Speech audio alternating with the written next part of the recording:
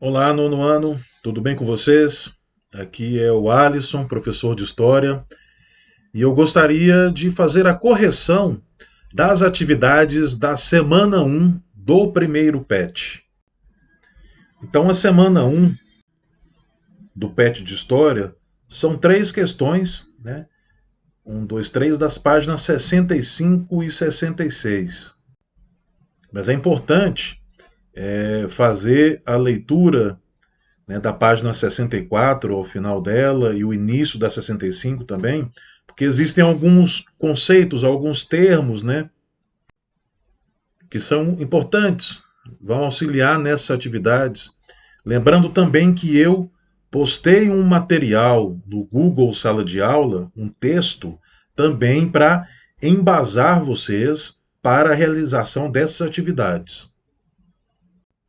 Então, nós temos ali na página 65, né, alguns conceitos: iluminismo, liberalismo econômico, alguns pensadores iluministas, né, o John Locke, Thomas Hobbes, né, o Marie Arouet, o Voltaire, né, Charles Louis de Secondat, o Barão de Montesquieu. Então, aí são alguns conceitos e alguns pensadores. Lembrando que eu também postei um vídeo aqui no YouTube e lá no Google Sala de Aula falando melhor um pouco sobre estes pensadores e esses conceitos. É importante também que você veja esse vídeo. Então vamos às atividades, né? A atividade um é uma atividade chamada fechada, né? Ou de múltipla escolha. Você precisa marcar uma dessas alternativas. O iluminismo ou ilustração foi uma escola filosófica que criticava abertamente o poder absoluto dos reis. No entanto, os próprios iluministas propunham um novo sistema político que consistia, letra A, na limitação do poder real através da Constituição e das leis municipais. B, na divisão do poder absoluto em três ramos distintos, interligados no executivo, executivo e judiciário. Letra C. Na criação de uma assembleia de notáveis, cuja função seria fiscalizar o poder do rei, evitando abusos.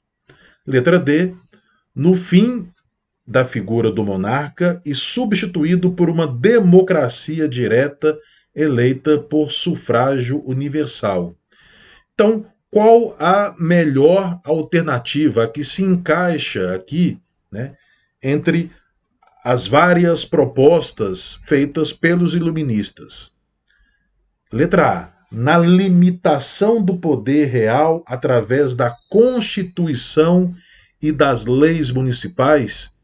Realmente, os iluministas eles combatiam esse poder absoluto nas mãos dos reis. Então, esse poder deveria ser limitado, né? Mas uma Constituição e leis municipais, não há, né, essa ideia de criação de leis municipais, uma lei para cada município.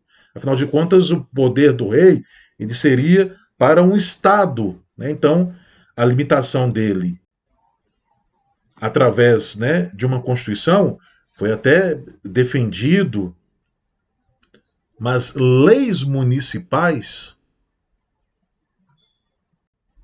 Letra B. Na divisão do poder absoluto em três ramos distintos, interligados no executivo, legislativo e judiciário.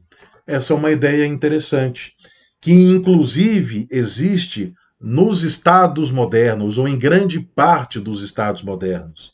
Nós aqui do Brasil, nós temos o poder executivo, presidente, governadores, prefeitos, o poder legislativo, os senadores, deputados federais, deputados estaduais, vereadores, e o judiciário. São os promotores, os juízes. Então, essa era uma ideia, né,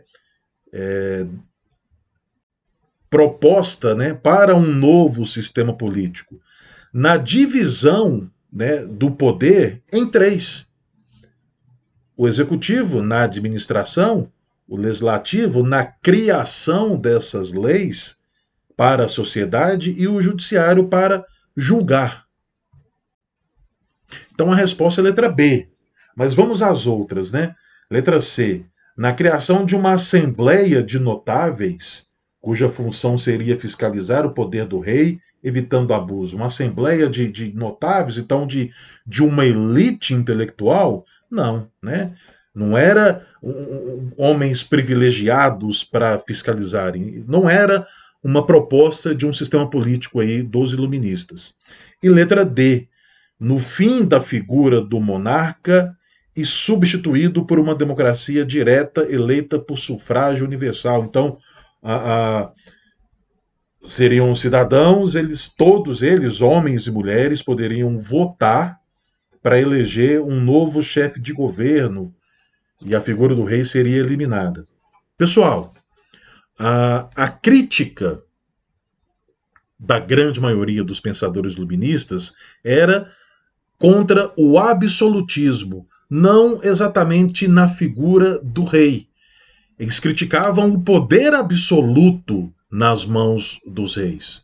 Óbvio que alguns defendiam, né, até mesmo a derrubada desse rei, desse monarca, caso ele fosse um tirano, caso ele fosse absolutista.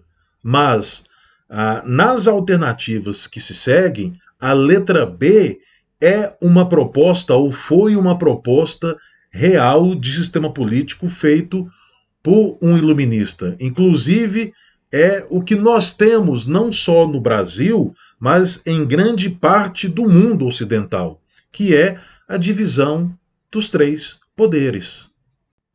A atividade número 2 está interligada com a 1, né? Por quê? Em suas teses, Montesquieu defende a concentração de poderes nas mãos, por exemplo, de um rei absolutista. Esta afirmação está correta? Não, ela não está correta. Né? Ela é errada. Justifique sua resposta. Então, olha só, até mesmo se vocês voltarem lá na página 65 no alto, olha só, Charles Louis de Secondat, o barão de Montesquieu, propôs a repartição do poder estatal em 3 partes: poderes executivo, legislativo e judiciário, a fim de se evitar os abusos de poder. Então, essa afirmativa aqui, ela é errada, porque o Montesquieu defendeu justamente o contrário. Ao invés da concentração dos poderes nas mãos de um rei, esses poderes seriam divididos em 3. Os 3 poderes: executivo, legislativo e judiciário. E a atividade número 3, também uma atividade de múltipla escolha, né? Na questão fechada.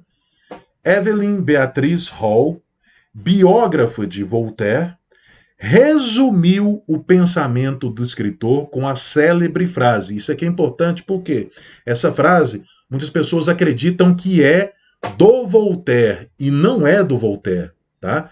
Foi escrita pela biógrafa, pela mulher que escreveu um livro sobre a vida do Voltaire. Então ela resume o pensamento dele nessa frase: posso não concordar com nenhuma das palavras que você disser, mas defenderei até a morte seu direito de dizê-las.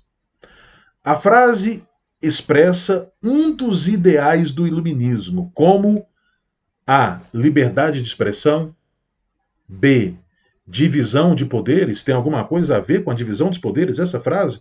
Eu não concordo com as suas palavras, mas eu defendo o direito, né, de você expressá-las. Letra C, preponderância da ciência. D, valor da educação. Pessoal, obviamente, né, essa frase, essa ideia está resumindo, expressando o quê? Liberdade de expressão.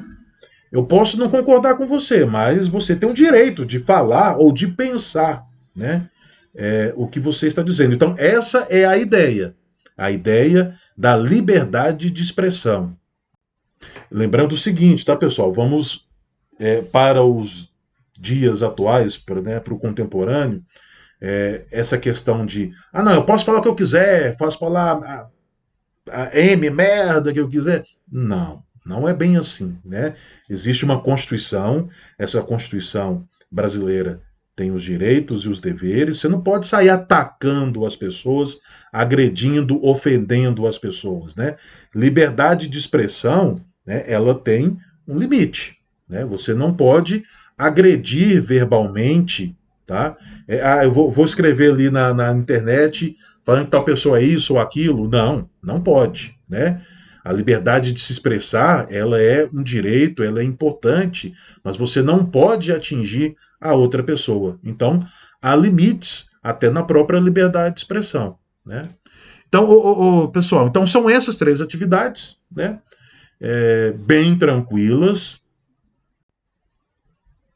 Espero que vocês, né, tenham acompanhado aí numa boa e, obviamente, né, outros vídeos aí das correções, não só das atividades do PET, mas nós também teremos aí atividades complementares, né? Então eu retornarei aí nos próximos vídeos. Aquele abraço.